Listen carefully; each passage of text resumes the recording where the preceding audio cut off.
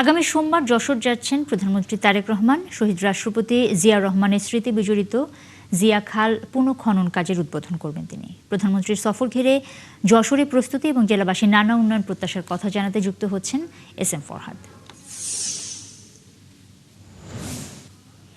ফরহাদ, যশোরে প্রধানমন্ত্রীর আগমন ঘিরে প্রস্তুতি কেমন দেখছেন সেটা জানাবেন।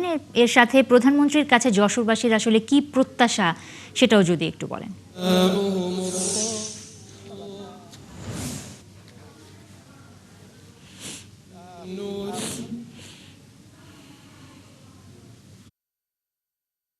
প্রধানমন্ত্রী হিসেবে যশোরে আসছেন এবং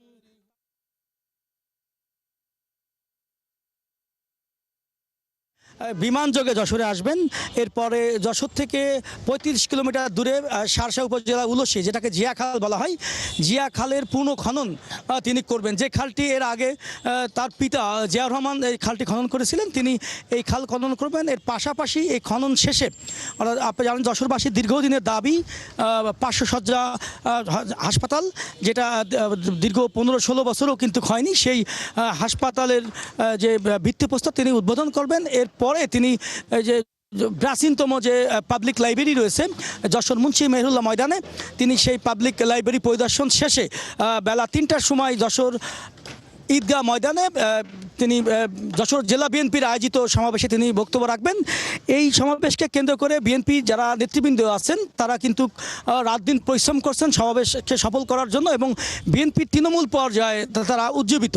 এবং এখানে শুধু তাই না, যশোরে যারা সাধারণ মানুষ আছেন তারাও কিন্তু অধিক আশা নিয়ে বসে আছেন, কারণ প্রধানমন্ত্রীর বিগত সরকারগুলো যশোরের যে উন্নয়ন থেকে বঞ্চিত হয়েছিল, যশোরের মানুষ আশা করছেন যে আপনি জানেন যে এর আগে 2 মাস আগে যশোরে তারেক রহমান নির্বাচনের আগে বেশ কিছু প্রতিশ্রুতি দিয়েছিল।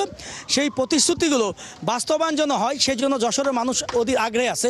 যেমন যশোরের মানুষের যে প্রধান দাবি ছিল যে যশোরকে সিটি কর্পোরেশন ঘোষণা করা, এর পাশাপাশি আপনি জানেন যশোর যে বিমানবন্দর রয়েছে, বিমানবন্দর আন্তর্জাতিক মানের ঘোষণা করা, এবং যশোর 500 শয্যা বিশিষ্ট হসপিটাল সহ আপনি জানেন যশোরের দীর্ঘদিনের দাবি ছিল একটি কৃষি বিশ্ববিদ্যালয় ঘোষণা করার জন্য।